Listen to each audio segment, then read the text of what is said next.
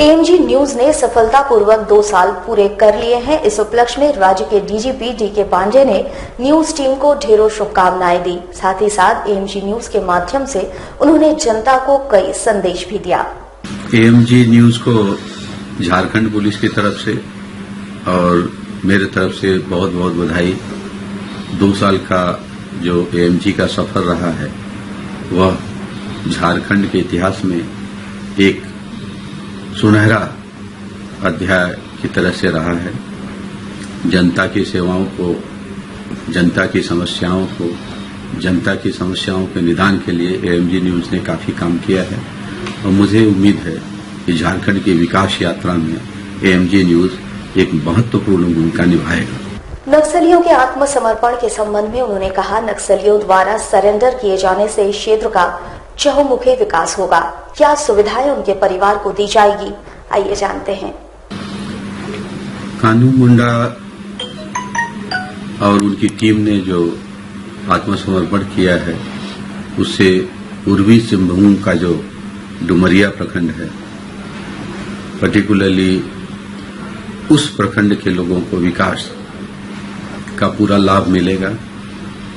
सभी लोग विकास में सहयोग करें। झारखंड राज्य के विकास के संबंध में श्री पांडे ने एएमजी न्यूज के माध्यम से क्या कहा, आइए जानते हैं।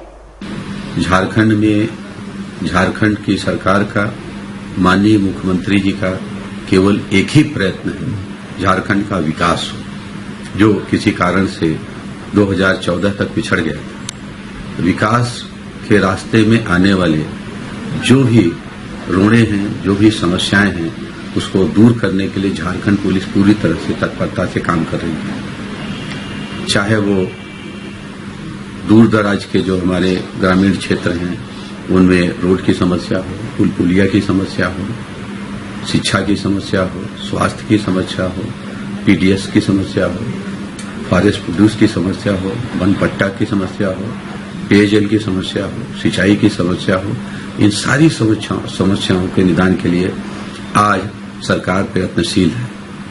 झारखंड पुलिस यह प्रयत्न कर रही है कि जितने भी लोग विकास का कार्य कर रहे हैं, चाहे वो संवेदक हों, चाहे वो कारपोरेट के लोग हों, सभी लोगों को पूरी तरह से हम सुरक्षा दें और एक निश्चित समय सीमा के अंदर विकास की योजनाएं पूरी हों, सड़क पूरी हो और जो भी निर्माण कार्य चल रहा है वो पूरा हो। महिलाओं समेत शहर की सुरक्षा में पुलिस की क्या भूमिका होगी, डीजीपी ने एएमजी न्यूज के माध्यम से बखूबी उसकी जानकारी भी दी। हम इस बात पे भी ध्यान दे रहे हैं कि महिलाओं की सुरक्षा सर्वोपरि हो, महिलाओं की सुरक्षा के लिए कारगर कदम उठाए हुए। झारखंड में आज राष्ट्रीय मार्ग जो है उनकी सुरक्षा के लिए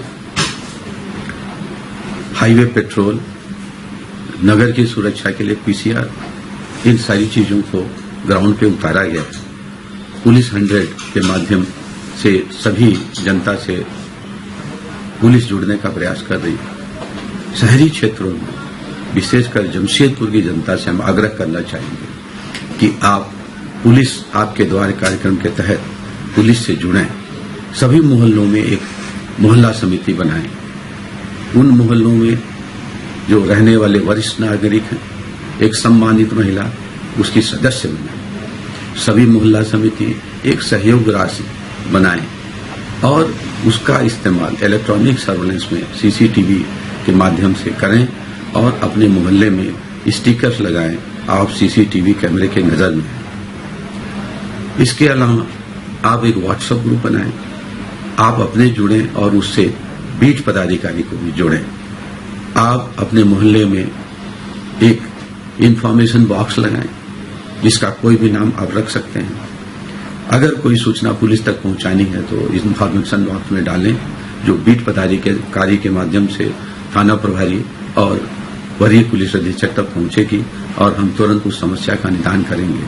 सभी अपनी बेटियों से, बहनों से मैं आग्रह करूंगा कि आप अपने स्मार्टफोन पर शक्ति ऐप जरूर डाउनलोड करें। उसमें आपको सुरक्षित स्थान, इमरजेंसी नंबर, वरीय पुलिस पदाधिकारियों के नंबर सब आपको मिलेंगे। आपको जीपीएस से आपका लोकेशन नहीं मिलेगा। उसमें एक इमरजेंसी रेड बटन भी है, अगर आप प्रेस करेंगे तो तुरंत सूचना पुलिस तक पहुंचेगी और पुलिस आपकी सहायता के लिए पहुंचेगी। नक्सलियों के लिए भी श्री पांडे ने जो संदेश दिया उसका माध्यम भी उन्होंने एएमजी न्यूज को ही बनाया।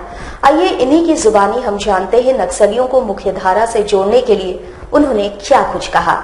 यहाँ तक जंगल में रहने वाले हमारे नक्सली भाई हैं जो अन्य क्षेत्रों से अभी तक सरेंडर नहीं किए हैं, उनसे मेरा आग्रह है कि आइए, झारखंड विकसित हो रहा है, बदल रहा है। बदलते झारखंड में आपकी भूमिका अहम है। विकास को बाधित न करें। विकास को बाधित करने वाले किसी भी तत्वों से हम कड़ाई से निपटेंगे। हम आपके परिवार के कल्याण के लिए आपसे आग्रह करते हैं कि जंगल से बाहर निकलिए, हथियार पुलिस के पास जमा कराइए। हम आपकी पूरी सहायता करेंगे, आपके परिवार की पूरी सहायता करेंगे। विकसित झारखंड, सुरक्षित झारखंड 2017 में स्थापित हो। जय हिंद, जय भारत, जय झारखंड, जोहार। प्रधानमंत्री नरेंद्र मोदी के स्वच्छता अभियान के तहत अब शहर के साथ साथ सरकारी अस्पतालों को भी चकाचक किया जा रहा है। जमशेदपुर के सरकारी अस्पताल यानी एमजीएम अस्पताल को स्वच्छता अभियान के तहत सौंदर्यीकरण किया जा रहा है।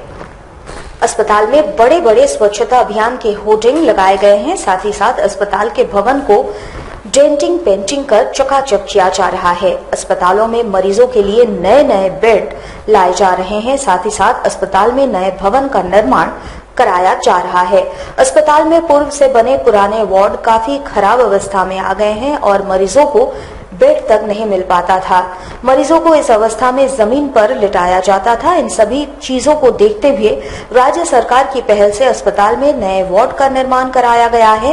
इन वार्डों में अत्याधुनिक मशीन लगाई गई है ताकि मरीजों को प्राइवेट हॉस्पिटल के तर्ज पर सुविधाएं उपलब्ध कराई जा सके। अब देखना ये होगा कि इस नए भवन और नए मशीनों का मरीज कितना सुविधा ले पाते हैं। इसको देख करके मैं काफी दिनों बाद अस्पताल आया, उसे देख करके ये लगता है कि मोदी जी का जो मिशन है स्वच्छ भारत मिशन, इसके तहत सरकारी अस्पताल में काफी बदलाव दिख रहा है। अभी मैं अस्पताल के मुख्य गेट से घुसने के साथ ही दाहिने तरफ में जो पार्क का निर्माण कई वर्षों बाद यह नया पार्क निर्माण जो बना है, इसको देख करके काफी अच्छा लग रहा है और मरीजों के बीच एक अलग प्रभाव पड़ेगा हरा भरा देख करके। और देखा गया कि जहां तक मुझे दिख रहा है कि हर जगह पे डस्टबिन की जो व्यवस्था की गई है, इससे स्वच्छ भारत में एक मददगार साबित होगा। एमजीएम सरकारी अस्पताल में इस तरह की व्यवस्था जो की जा रही है, ये देख करके अच्छा लग रहा है कि सरकारी व्यवस्था में पहले की तुलना में अभी काफी बेहतर सुधार हुई है। प्रयास तो सरकार का मुझे यही लगता है कि प्राइवेट के तुलना में सरकारी भी उसके तुलना में ही रहे। मरीज और परिजनों को फायदा तो जरूरी होगा। स्वच्छ जब रहेगा, सारे जगह पर हरा भरा रहेगा, मरीज देख करके इसको उत्साहित होंगे। मरीज इसके बीच रहेंगे तो एक अलग उनको अपना लगेगा। लाफार्ज कंपनी के मनमाने रवैये के खिलाफ आज कांग्रेस के कार्यकर्ताओं ने कंपनी गेट पर एक दिवसीय धरना दिया और कंपनी प्रबंधन से मांग किया कि स्थानीय युवाओं को यहां नौकरी में प्राथमिकता दिया जाए। साथ ही साथ इन लोगों ने ठेका मजदूरों के स्थायीकरण के मांग पर भी जोर दिया।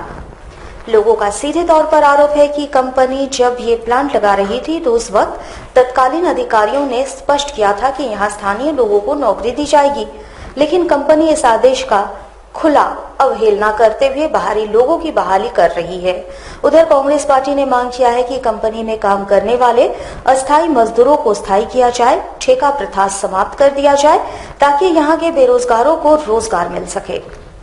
आज कांग्रेस पार्टी के द्वारा लाफार्ज कंपनी, जो पहले टाटा स्टील सीमेंट कंपनी और लाफार्ज ज्वाइंट वेंचर में सीमेंट कंपनी यहाँ खुली थी, और जब से खुली है आज कंपनी का काफी विस्तारीकरण हुआ, टर्नओवर बढ़ा और यहाँ की उत्पादन क्षमता दुगनी चौगुनी हो गई। लेकिन आज उस पीरियड से लेके आज तक कंपनी के द्वारा स्थानीय युवाओं को नियोजन में कोई ध्यान नहीं दिया गया। तो खास करके आज का जो यह कांग्रेस पार्टी का धरना है, इस कंपनी प्रबंधन से हम लोग मांग करते हैं कि नियोजन में स्थानीय युवाओं को रोजगार में प्राथमिकता दे, और जो हमारे ठेका कर्मी भाई लाफार्ज कंपनी में यहाँ जमशेदपुर के तमाम कंपनियों से ज्यादा ठेका कर्मी अस्थायी प्रवृत्ति का काम करते हैं। हमारी मांग है कि उन ठेका कर्मी भाई जो अस्थायी प्रवृत्ति का काम करते हैं उनको या तो अस्थायी किया जाए या अस्थायी कर्मी के बराबर उनको वेतन दिया जाए। जमशेदपुर से सटे आदितपुर के वार्ड नंबर 29 में नाला निर्माण किया जा रहा है। उधर घटिया निर्माण के खिलाफ वार्ड नंबर 29 के लोगों ने आदितपुर नगर परिषद के खिलाफ जमकर अपना विरोध प्रदर्शन किया और मजदूरों को यहां से खदेड़ दिया। लोगों का सीधे तौर पर आरोप है कि यहाँ जो ड्रेनेज का काम चल रहा है वो तरीका गलत है, क्योंकि सीमेंट डुप्लीकेट उपयोग किया जा रहा है और जो ड्रेनेज में लगाया जा रहा है वो पाइप घटिया किस्म का है। इन लोगों का सीधे तौर पर आरोप है कि ठेकेदार सरकार के आदेशानुसार निर्धारित मानदंडों के तहत काम नहीं कर रही है। लोगों ने स्थानीय पार्षद पर मनमाने ढंग से काम करने का आरोप लगाते हुए काम को बंद कर दिया। वैसे घटिया निर्माण कार्य के विरोध में वार्ड नंबर 29 के लोगों में काफी आक्रोश व्याप्त था। आक्रोशित लोगों ने इसकी शिकायत उपायुक्त से करने की बातें भी कही। कि वार्ड नंबर 29 में हम लोग हैं, यहाँ पे सब सारे लोकल जितने भी लोग यहाँ पे उपस्थित हैं और ये बिना अनुमाना ढंग से ना कोई इंजीनियर है, यहाँ एक जेई भी नहीं है और क्या बोर्ड लगना चाहिए, क्या एस्टीमेट है, क्या खाका, इसका कुछ किसी को ब्यौरा नहीं दिया गया। और हम लोग इनसे ये पूछे तो उनके कोई भी लोग यहाँ उपस्थित नहीं है कि हम लोग को जवाब दे सकें। हम लोग का ये कहना है कि अगर इसका क्या एस्टीमेट है और किस बेस पे काम हो रहा है, इसमें कौन सा सीमेंट यूज हो रहा है और क्या क्वालिटी है, क्या रेशियो है, इसके बारे में कोई जानकारी नहीं दी गई है। अनुमाना ढंग से क्या है कि अब ये देखते इधर इसका कोई एक मिनट आप क्या लेवल है इसका कोई बता सकता है? ये बोल रहे कि पाइप पूरा ज्वाइंट होगा तो लेवल मिलेगा, जो ये पॉसिबल नहीं। इतना लंबा पाइप आप एक बार सीधा नहीं कर सकते, वो क्या होगा फिर वहां से बीच से क्रैकिंग आएगा। तो काम का ये है कि हम लोग का ये नगर परिषद से भी मानना और हमारे माननीय पुरेंद्र भी हम लोग के जो यहाँ के वार्ड पार्षद हैं उनसे भी यही कहना चाहते हैं कि इसको निष्पक्ष हिसाब से काम कराया जाए ताकि जनता को भविष्य में परेशानी नहीं हो रहा है। देखिए उधर से इसको में स्रोत रहेगा, जब पानी इधर भागेगा नाली में, जब वो रहबे नहीं करेगा स्रोत तो वो पानी तो भागेगा नहीं, वो तो बीच मार जाएगा। किसी को आंगन खुला हुआ है, जाली नहीं है, अब उसमें कचरा आएगा तो वो तो फिर जामे रहेगा। सामान कैसे दे रहा है? सामान अच्छा नहीं है, ये बालू है, ये डुप्लीकेट बालू है। हम लोग शुरू में इनको रोके हैं। खबरों में वक्त तो चला है एक छोटे से ब्रेक का। बने रहिए एएमजी न्यूज के साथ। हमारे साथ लगातार जुड़े रहने के लिए आप हमें YouTube पर जरूर सब्सक्राइब करें।